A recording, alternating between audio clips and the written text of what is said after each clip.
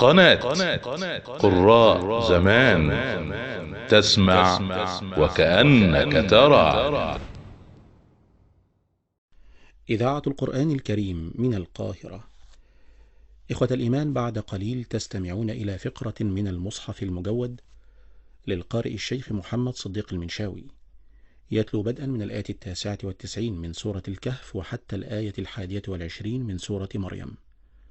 والآن يقدم لهذه التلاوة الدكتور محمد سعيد عرام. بسم الله الرحمن الرحيم. الحمد لله رب العالمين، والصلاة والسلام على سيدنا محمد المبعوث رحمة للعالمين، وعلى آله وصحبه أجمعين، وبعد.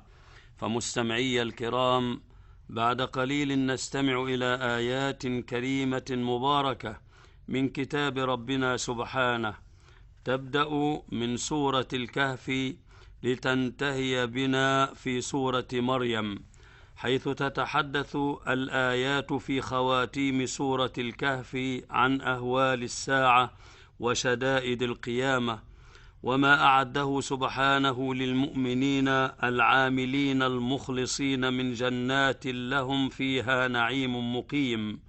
قال تعالى: وتركنا بعضهم يومئذ يموج في بعض ونفخ في الصور فجمعناهم جمعا وعرضنا جهنم يومئذ للكافرين عرضا، إلى أن قال سبحانه وتعالى: إن الذين آمنوا وعملوا الصالحات كانت لهم جنات الفردوس نزلا خالدين فيها لا يبغون عنها حولا. فإذا قامت الساعة اضطرب الناس واختلطوا بعضهم ببعض لكثرتهم كاضطراب موج البحر، وجمعهم الله تعالى في صعيد واحد للحساب والجزاء جمعا لم يتخلف منهم أحد، وأبرز الله تعالى جهنم وأظهرها للكافرين يومئذ حتى يشاهدوها بأهوالها وشدائدها، لأنهم كانوا في الدنيا متعامين عن دلائل قدرة الله تعالى ووحدانيته، فلا ينظرون ولا يتفكرون ولا يطيقون أن يسمعوا كلام الله تعالى لظلمة قلوبهم وسوء فعالهم. وأما المؤمنون الذين آمنوا بالله وعملوا بما يرضيه فإن لهم أعلى درجات الجنة، وهي الفردوس منزلا ومستقرا، ماكثين فيها أبدا، لا يطلبون تحولا عنها ولا يخافون خروجا منها. ثم تختم سورة الكهف بأمر الله تعالى لنبيه محمد صلى الله عليه وسلم أن يسلك مسلك التواضع بأن يقول للناس: إنما أنا بشر مثلكم يوحى إلي أنما إلهكم إله واحد، أي إنما أنا إنسان مثلكم، أكرمني الله تعالى بالوحي وأمرني أن أخبركم أنه سبحانه وتعالى إله واحد لا شريك له، فمن كان يرجو ثواب الله ويخاف عقابه فليخلص له العبادة، ولا يرائي بعمله ولا يبتغي بعمله غير وجه الله سبحانه، فإن الله تعالى لا يقبل من العمل إلا ما كان خالصا لوجهه الكريم. ثم تنتقل بنا التلاوة المباركة إلى سورة مريم، حيث عرضت السورة الكريمة لقصص بعض الأنبياء عليهم السلام، مبتدئة بقصة نبي الله زكريا وولده يحيى الذي وهبه الله تعالى لنبيه زكريا عليه السلام على الكبر من امرأة عاقر لا تلد، ولكن الله قادر على كل شيء، يسمع دعاء المكروب ويستجيب لنداء الملهوف. قال تعالى: ذكر رحمة ربك عبده زكريا إذ نادى ربه نداء خفيا قال رب إني وهن العظم مني واشتعل الرأس شيبا ولم أكن بدعائك رب شقيا. ثم تعرض السورة الكريمة لقصة أخرى هي أعجب وأغرب، تلك هي قصة مريم العذراء. وإنجابها لطفل من غير أب هو نبي الله عيسى عليه السلام، الذي شاءت حكمة الله تعالى أن تبرز تلك المعجزة الخارقة لميلاد عيسى عليه السلام من أم بلا أب، لتظل آثار القدرة الربانية ماثلة أمام الأبصار، شاهدة بعظمة الواحد القهار. قال تعالى: واذكر في الكتاب مريم إذ انتبذت من أهلها مكانا شرقيا فاتخذت من دونهم حجابا فأرسلنا إليها روحنا فتمثل لها بشرا سويا، إلى أن قال سبحانه على لسان عيسى عليه السلام: قال إني عبد الله آتاني الكتاب وجعلني نبيا وجعلني مباركا أينما كنت وأوصاني بالصلاة والزكاة ما دمت حيا وبرا بوالدتي ولم يجعلني جبارا شقيا والسلام علي يوم ولدت ويوم أموت ويوم أبعث حيا. هذا والله أعلم، والسلام عليكم ورحمة الله وبركاته. أعوذ بالله من الشيطان الرجيم.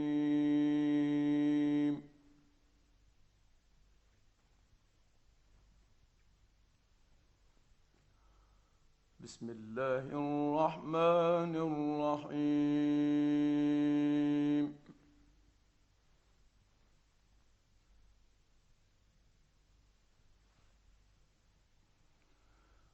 وتركنا بعضهم يومئذ يموج في بعض ونفخ في الصور فجمعناهم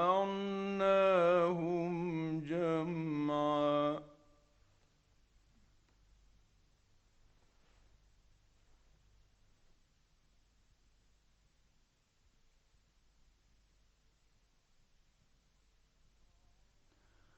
وعرضنا جهنم يومئذ للكافرين عرضا.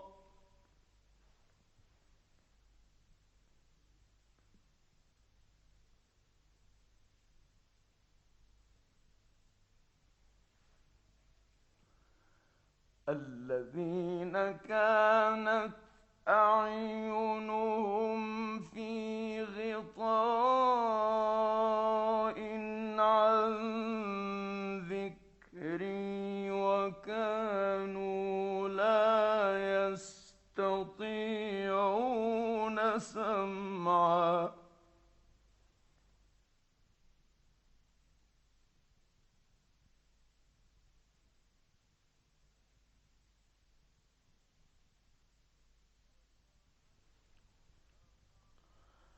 أفحسب الذين كفروا أن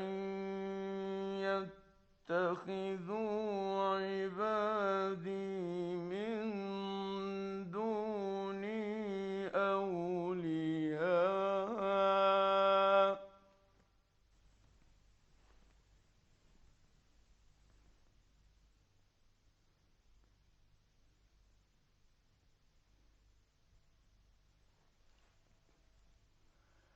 إنا أعتدنا جهنم للكافرين نزلا.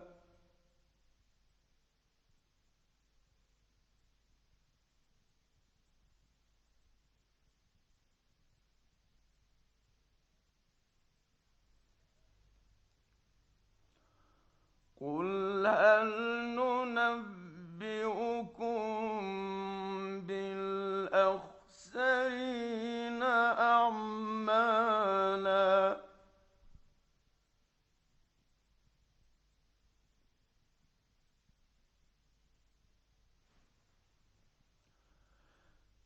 الذين ضل سعيهم في الحياة الدنيا وهم يحسبون يحسبون أنهم يحسنون صنعا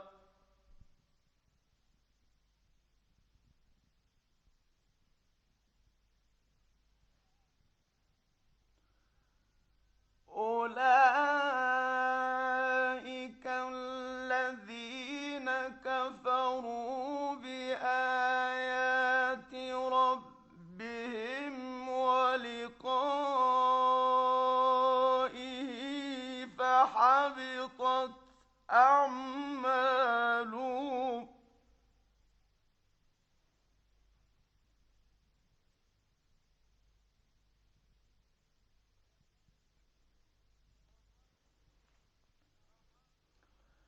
فحبطت أعمالهم فلا نقيم لهم يوم القيامة وزنا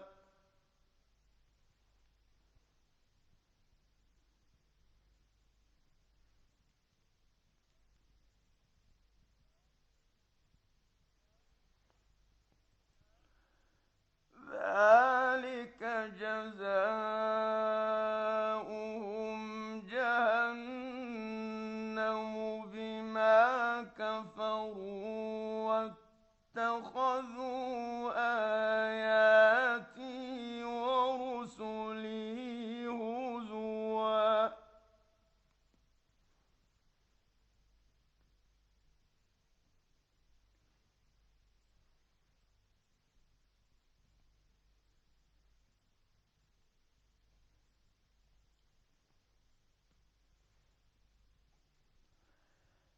إن الذين آمنوا وعملوا الصالحات كانت لهم جنات الفردوس نزلا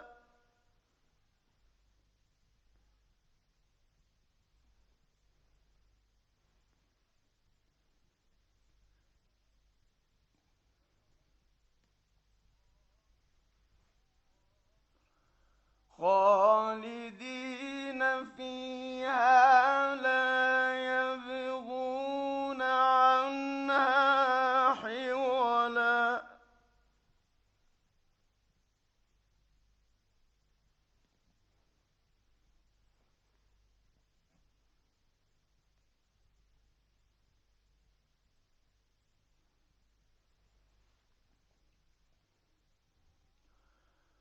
قل لو كان البحر مدادا لكلمات ربي لنفد البحر قبل أن تنفد كلمات ربي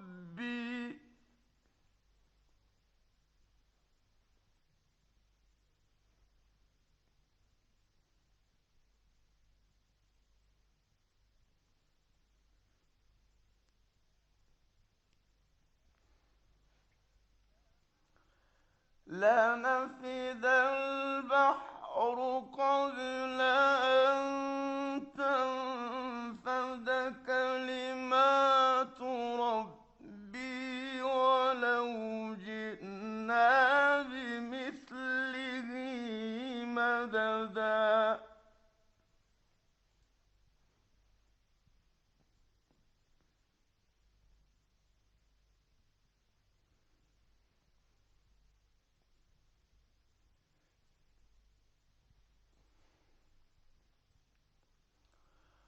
قل إنما أنا بشر مثلكم يوحى إلي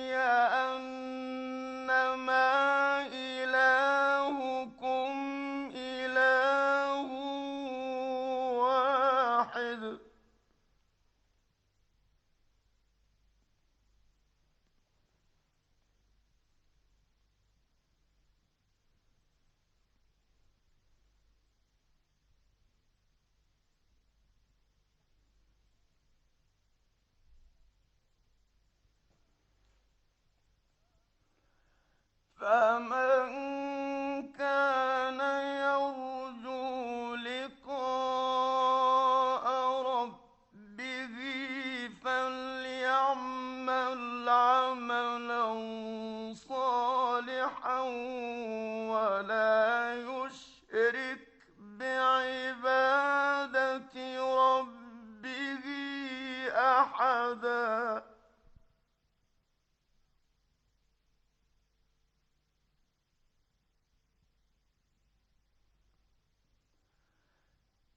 بسم الله الرحمن الرحيم. كافها يا عين صاد.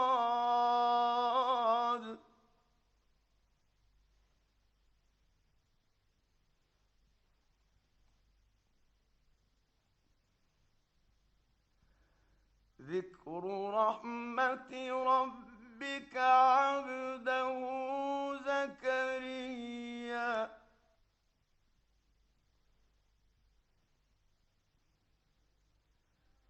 إذ نادى ربه نداء خفيا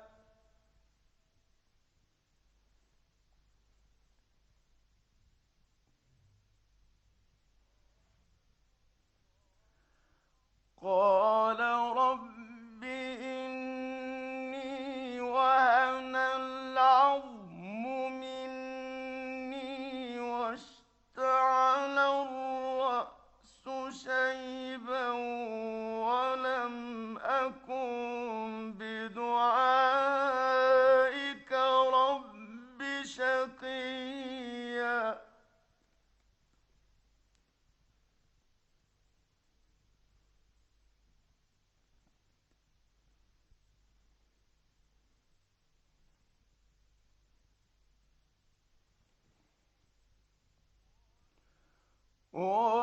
وإني خفت الموالي من ورائي وكانت امرأتي عاقرا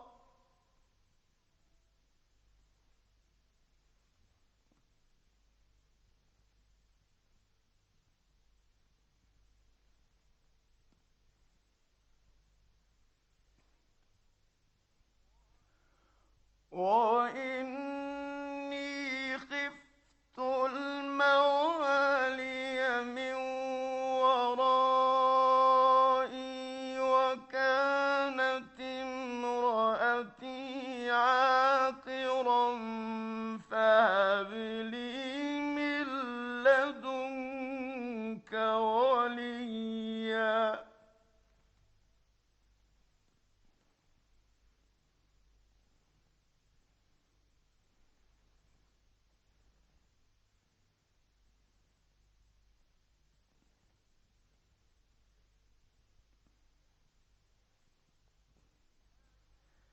يرثني ويرث من آل يعقوب.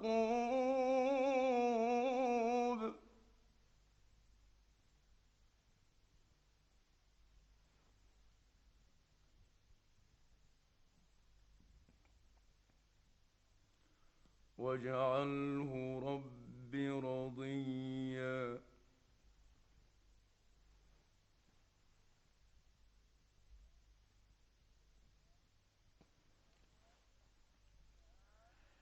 يا زكريا إنا نبشرك بغلام اسمه يحيى لم نجعل له من قبل سميا.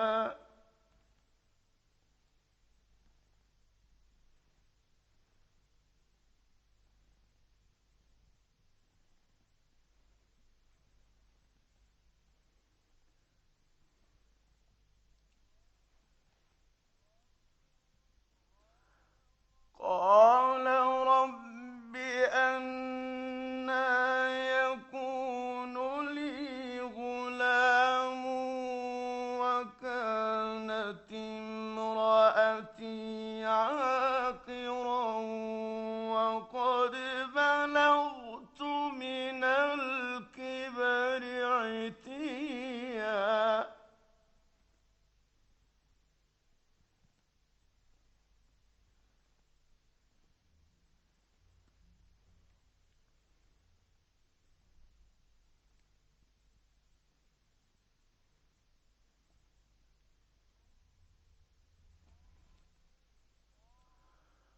قال كذلك قال ربك هو علي هين وقد خلقتك من قبل ولم تك شيئا.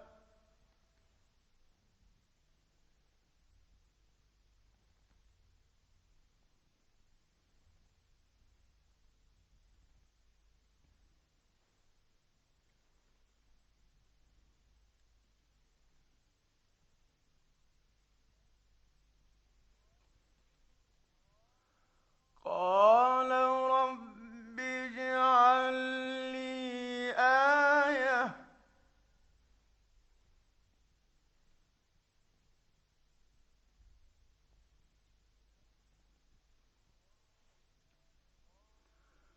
قال آيتك ألا تكلم الناس 3 ليال سويا.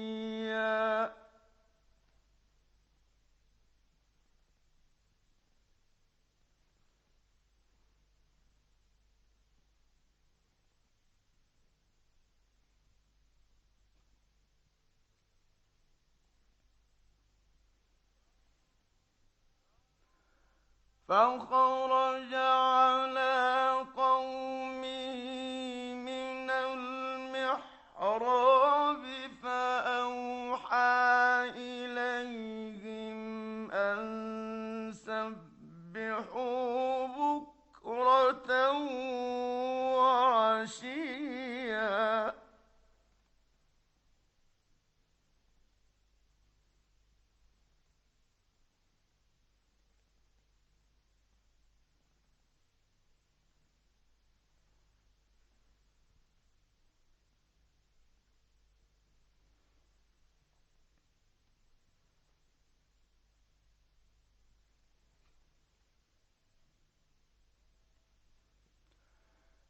يا يحيى خذ الكتاب بقوة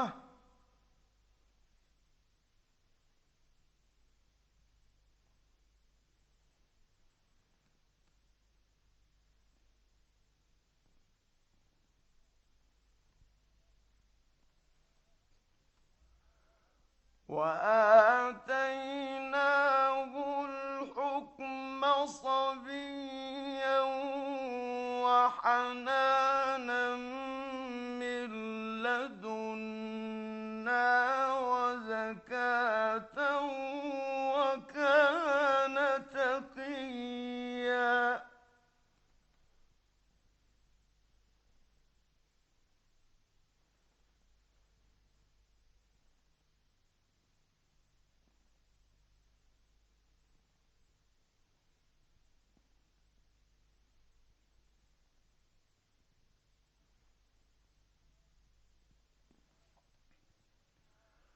وكان تقيا وبرا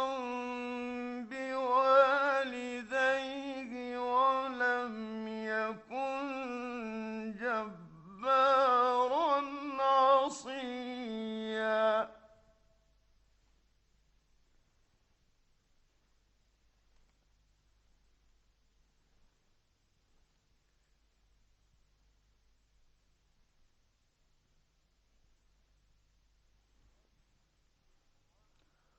وسلام عليه يوم ولد ويوم يموت ويوم يبعث حيا.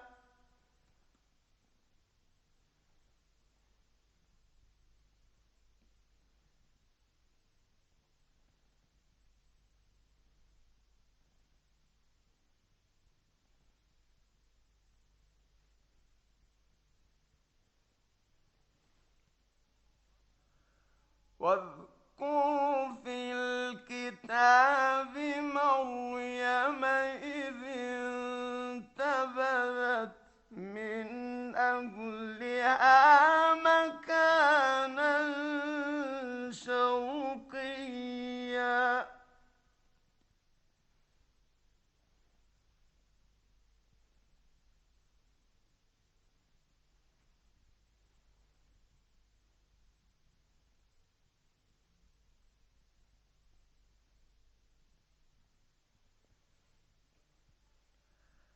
فاتخذت من دونهم حجابا فأرسلنا إليها روحنا فتمثل لها بشرا سويا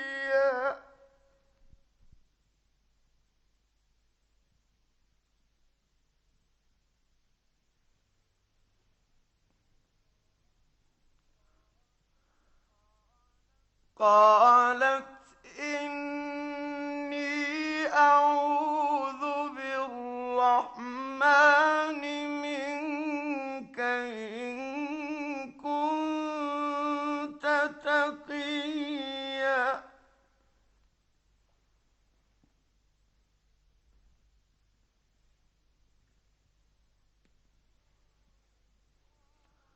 قال إنما أنا رسول ربك لأهب لك غلاما زكيا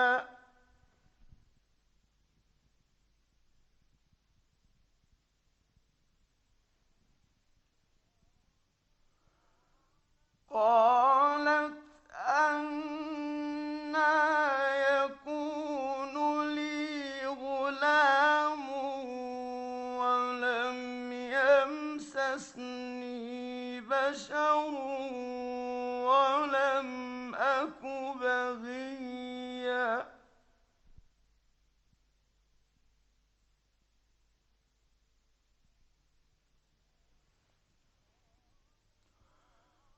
قال كذلك قال ربك هو علي هين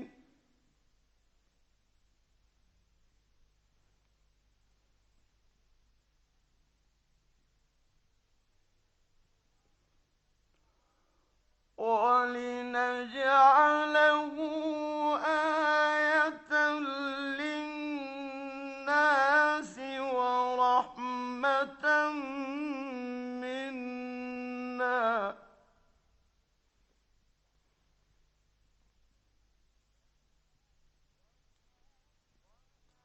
وكان أمرا مقضيا صدق الله العظيم. كانت هذه تلاوة قرآنية مباركة لما تيسر من سورتي الكهف ومريم، تلاها علينا القارئ الشيخ محمد صديق المنشاوي.